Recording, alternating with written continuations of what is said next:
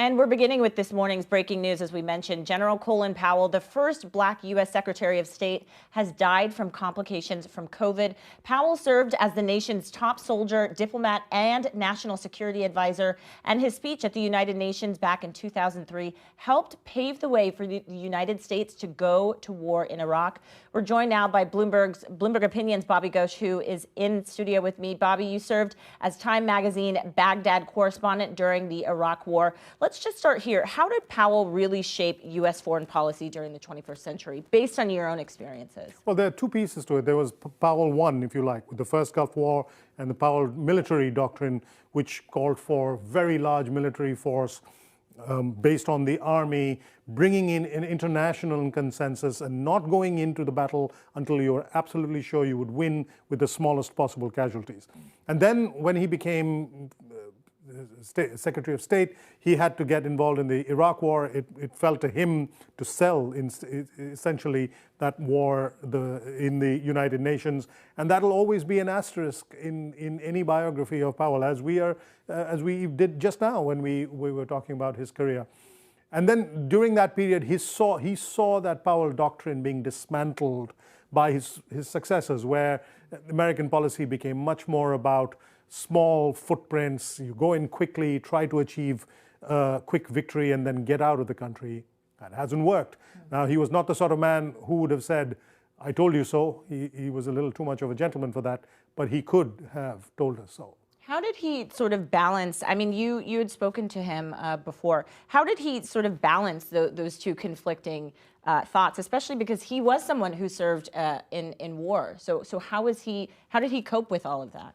Well, I think once the Iraq War began and once it became clear that there were no weapons of mass destruction, which was his presentation in the United Nations, I think he then, I suspect he coped by focusing on the soldiers. When I met, it was a party, Time Magazine was hosting an event, and I was introduced to him as a Baghdad bureau chief, and he was very gracious and very polite.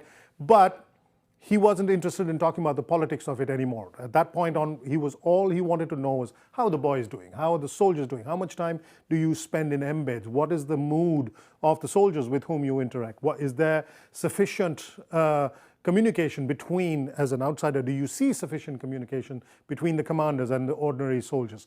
I think in that moment, he became once again the soldier that he always was. And to your point, he had been a soldier. He had been the nation's top soldier, which is an extraordinary achievement considering where he came from. And he became the Secretary of State, again, an extraordinary achievement, first African-American to achieve that. He was an inspiration.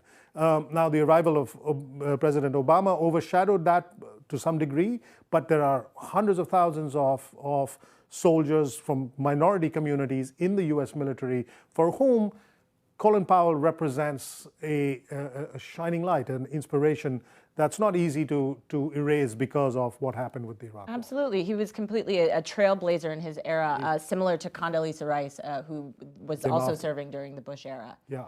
And how did we see him really change after he left office? I mean, I thought it was pretty striking. He was once obviously served in under a Republican president, but then when he left office, he shifted a lot more, and his policies and what he was saying publicly shifted. Well, I would argue that the party shifted.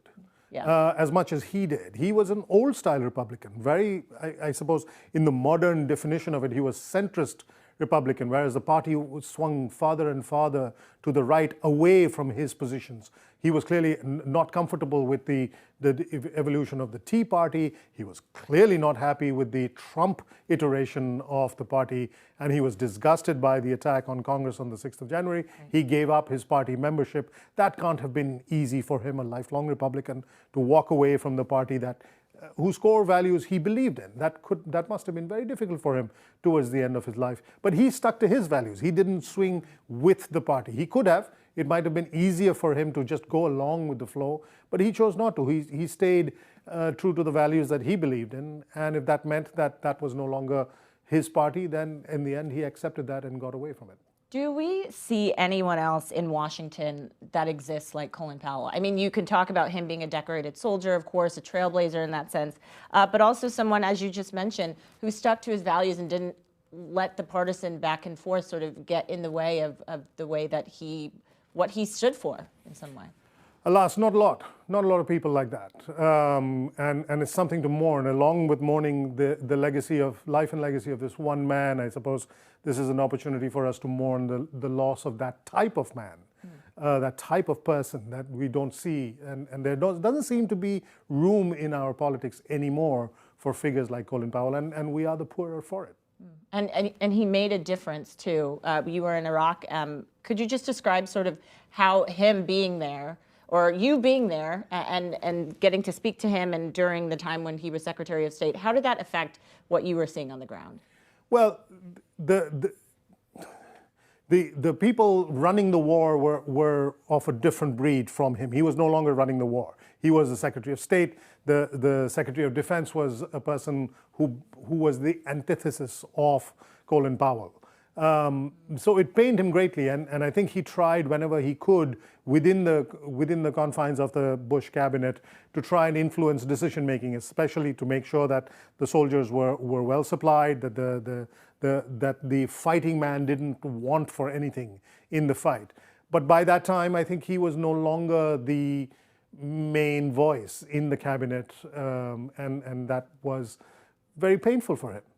And definitely represents a loss that you mentioned. Not a lot of people like that. Bloomberg Opinions, Bobby Ghosh, thank you so much for starting us off and for giving us your